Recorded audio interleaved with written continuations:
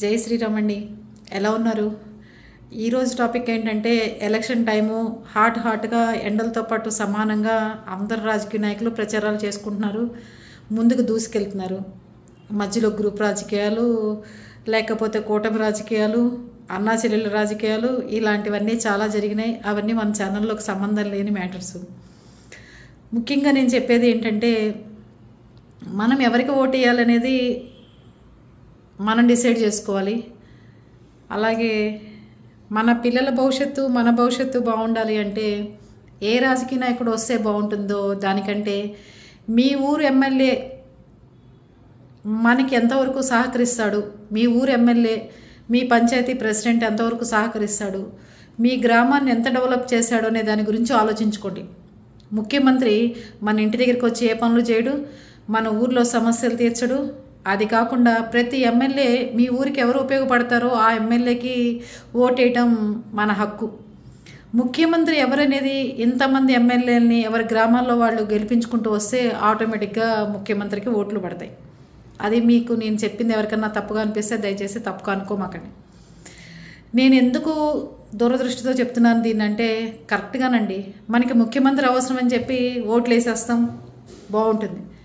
ఎమ్మెల్యేల దగ్గరికి వచ్చి మనం వాళ్ళ ఇంటికి వెళ్ళో, లేకపోతే పంచాయతీ ప్రెసిడెంట్ ఎలక్షన్స్ వచ్చినప్పుడు పంచాయతీ ప్రెసిడెంట్ని బాబు ఈ సమస్య మాకు తీర్చరన్నప్పుడు వాడు ముఖ్యమంత్రి దగ్గరికి వెళ్ళి మనకు అపాయింట్మెంట్ దొరుకుతుంది. కానీ ఒక ఎమ్మెల్యేకి ఒక పంచాయతీ ప్రెసిడెంట్ అపాయింట్మెంట్ దొరకాలంటే మనకు చాలా టైం పడుతుంది. వాళ్ళ పక్కనున్న పిఏలు, బ్రోకర్ గాళ్ళు ముఖ్యమంత్రి కంటే లెవెళ్ళు ఎక్కువ. నేనైతే చాలా ఇన్సిడెంట్లు ఈ మధ్యకాలంలో చూశాను కాబట్టి, చాలా పరిస్థితులు జనాలందరూ ఫేస్ చేస్తున్నారు, చెప్తున్నారు కాబట్టి నేను ఈ టాపిక్ మీ దగ్గర చెప్తున్నాను. కరెక్ట్గా అండి, మనకి ఏదైనా ఉద్యోగ సమస్య, ఏదైనా హెల్త్ ప్రాబ్లమో, లేకపోతే పొలాల ప్రాబ్లమో, ఈ కుటుంబ సమస్యలు ఏదన్నా ముందు ఎమ్మెల్యే మనం చెప్పింది విని వెంటనే స్పందించేవాడు ఉండాలి. లేదంటే మనం చాలా ఇబ్బంది పడిపోతాం. ఎమ్మెల్యే స్పందించి అది ముఖ్యమంత్రి దాకా తీసుకెళ్లే మ్యాటర్, ముఖ్యమంత్రి దగ్గరికి, ఎంఆర్ఓ దగ్గరకో, ఆర్డీఓ దగ్గరకో ఏదున్నా సమస్య పరిష్కరించేవాడు మనకి ఎమ్మెల్యేగా ఉంటే బాగుంటుందని నా అభిప్రాయం. ఇంకోటి చెప్పమంటారా, జనంలోంచి వచ్చిన నాయకుడే మనకి అన్ని విధాలు ఉపయోగపడతాడు. ఎక్కడో టికెట్ ఇచ్చాం, ఏదో ప్రాంతం నుంచి వచ్చాడు, మన ఊర్లో నుంచున్నాడు అని చెప్పి మనకి తిరిగాడు, ముఖ్యమంత్రిని చూసి ఓటేయకుండా ఎమ్మెల్యేని చూసి ఓటేయటం. పంచాయతీ ప్రెసిడెంట్లు ఎవరి నుంచున్నా మనకు అతను ఉపయోగపడతాడా లేదా, మనకి ఏమైనా పనులు చేసి పెట్టాడా, మనకు అంతకుముందు ఏ సహకారం అందించాడు అది చూడండి. ఇప్పుడు రాజకీయాలు సిటీలో అయితే మనకి ఏ ముఖ్యమంత్రి అయినా ఏ ఎమ్మెల్యే అయినా మన పనులు మనకు సాగిపోతాయి. కానీ పల్లెటూరు రాజకీయాలు ఈ మధ్యన చాలా కొత్తగా ఉన్నాయి. ఈ మధ్యకాలంలో నేను చాలా పల్లెటూర్లు వెళ్తే నా ఫ్రెండ్స్ అందరూ చెప్పింది దాన్ని బట్టి, ఒక వర్గం ఒక పార్టీ, ఇంకో వర్గం ఇంకో పార్టీ. అప్పుడు ఏమవుతుంది చెప్పండి? అరే వీళ్ళు ఈ పార్టీలో ఉన్నప్పుడు మనకి ఉపయోగపడేటట్టు ఏదన్నా వాళ్ళకి పంచాయతీలు చేయటం, పిలిచి ఇరు పక్షాలు ఎవరికి న్యాయం ఉందో చేయటం ఇదురుకు రాజకీయం. ఇప్పుడు అలా కాదు, ఎవడు డబ్బు బాగా ఇస్తాడు, ఆ టైపు ఏది తప్పున్నా ఏది ఒప్పున్నా, ఎంత అధికారంగా ఉన్నా ఎవరు మాట వింటారు అనే దాని గురించి కూడా కాకుండా ఎవరు డబ్బు ఇస్తాడు అని చెప్పి ఆ డబ్బులు తీసేసుకుని, దాని తర్వాత ఏంటయ్యా బాబు మాకు ఆ పని చేయలేదంటే అవతల వైపు ఓట్లు చాలా ఉన్నాయండి, మీ వైపు ఓటు ఒకటే ఉంది, మీ వైపు ఓటు 2 ఉన్నాయండి, లేకపోతే మీ ఇంట్లో వాళ్ళు, మీ కులాల వాళ్ళు ఎక్కువ మంది లేరండి, వాడి వైపైతే కులం చాలా పెద్దది, ఊరంతా వాడి వైపు వస్తున్నారను, ఇలాంటి చిల్లర రాజకీయాలు ఈ మధ్యకాలంలో చాలా ఎక్కువైనాయి.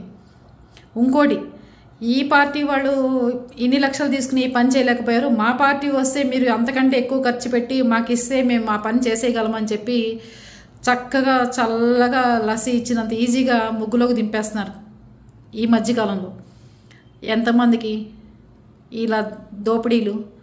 మీ ఎమ్మెల్యే మీ గుమ్మంలోకి వచ్చి ఓటు అడిగినప్పుడే మాకు రోడ్లు లేవను, కాలువలు లేవను, పంట కాలువలు లేవను, లేకపోతే మేము పన్ను కడుతుంటే ఎంఆర్ఓ ఆఫీస్ వాడు ఇలా చేస్తున్నారండి ఇది అని చెప్పి అర్జీలు పెట్టుకోండి.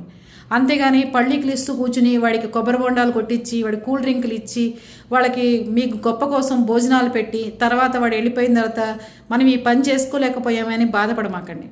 అర్థమైందా? ఇలా చెప్పానని ఎవరికి తప్పుగా అనిపించినా చేయగలిగింది కూడా ఏమీ లేదు. మూడోది, మనం ఓటేసేటప్పుడు ఎక్కడైనా చూడండి, అప్పటికప్పుడు మనసులు మార్చుకుంటూ ఉంటాం మనం. వాడెవడో దండం పెట్టాడు, వీడెవడో చేశాడని. అలా కాకుండా ఊరంతా ఒక మాట మీద ఉండి, మొన్న ఈ మధ్య నేను ఒక ఊర్లో మా నాన్నగారి ఊరు పక్కన ఉంటుందన్నమాట, అది కృష్ణా జిల్లా. వాళ్ళ ఊరంతా వెళ్ళి, సార్ మాకు ఏ డబ్బులు మీరు పంచద్దు, మా గ్రామానికి ఇది లేదు, మా పొలాలకి దోవ లేదు, మా పొలాలకి నీటి కాలువ లేదు, అది మాకు ఇమీడియట్గా చేసి పెట్టండి, మా ఓటన్నీ మీకు వేస్తామని చెప్పారు. ఆయన 15 రోజులు తిరగకుండా ఆ పని అన్నీ చేసి పెట్టేశాడు. చేసి పెట్టి వీళ్ళే వెళ్ళి ఆయన కలిసి, సార్ మీరు ధైర్యంగా ఉండండి, మా ఊరంతా మీకే ఓట్లు. అదండి గొప్పతనం. ఎందుకు లేకపోతే ఆ ఎమ్మెల్యే మనకి దేనికి ఉపయోగపడతాడు? మనకు ఒక కాలువలు ఇవ్వకుండా, రోడ్డు ఇవ్వకుండా, మన ప్రాబ్లమ్స్ విన్నప్పుడు ఎమ్మెల్యే దేనికి ఉపయోగపడతాడు? ఎంతసేపు డబ్బున్న వాళ్ళు ఎలాగైనా డబ్బులు ఇచ్చి పని చేయించుకుంటారని ఈ బ్రోకర్ పనులు చేసే వాళ్ళందరూ రెడీగా కూర్చుంటారు.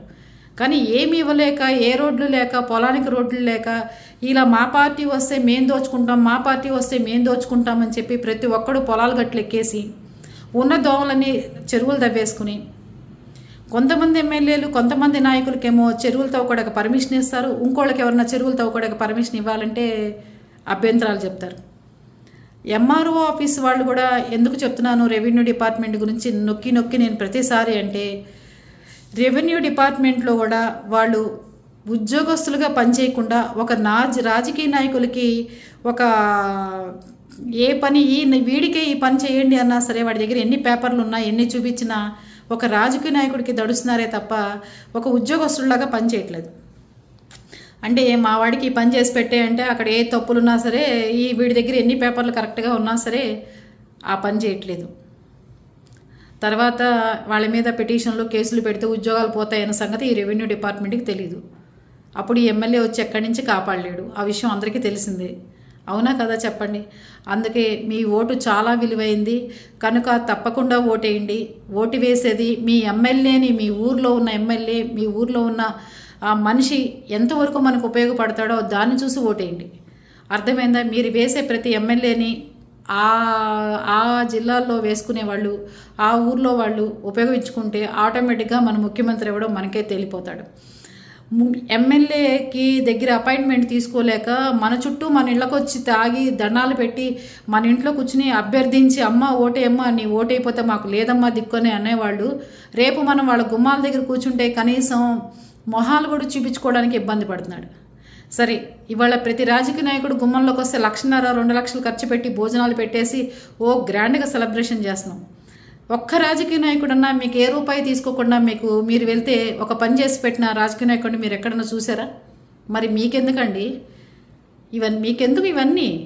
ఎందుకు అంటే ఒకటి చేశాడని ఇంకోడు చేశాడని ఇంకోడు. భోజనాలు ఒక మనిషి వస్తే పెట్టడం తప్పు కాదు.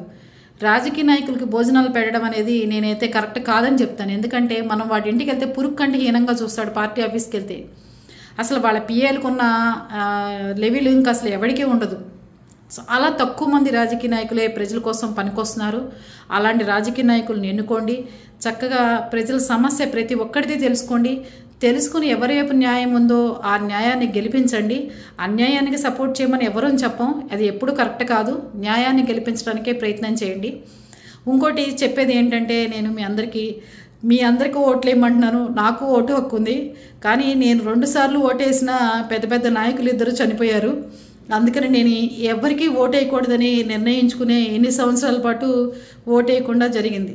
2 ఓట్లు నేను వినియోగించుకున్నాను. వేసిన 2 సార్లు నాకు ఇష్టమైన వాళ్ళు, నాకు బాగా ప్రాణంగా చూసుకునే 2 పెద్దవాళ్ళు నేను వేసి వచ్చిన తర్వాత చనిపోవడం జరిగింది.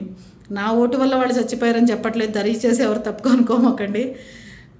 అందుకని చెప్పి అప్పటి నుంచి ఏ నాయకుడికి నేను ఓటు వినియోగించుకోకుండా ఇలా ఎవరికన్నా ఉపయోగపడుతుందని చెప్తున్నాను. ఓకేనా? దయచేసి చక్కగా ఓట్లు వేసుకోండి, నాయకుడిని గెలిపించండి, పిల్లల భవిష్యత్తును కాపాడుకుందాం. ఇంకోటి చెప్పేది ఏంటి అంటే, డబ్బులు తీసుకుని ఓటేసేదానికంటే ఆ డబ్బులు 10 మందికి ఉపయోగపడటానికో, 10 మంది పేదలు ఆ రోజు కడుపు నిండటానికో ఉపయోగించుకోండి తప్ప ఒక 5,000 రూపాయల కోసం అని చెప్పి మీ భవిష్యత్తుని మీది తీసుకెళ్ళి ఎవరి దగ్గర తాకట్టు పెట్టమాకండి.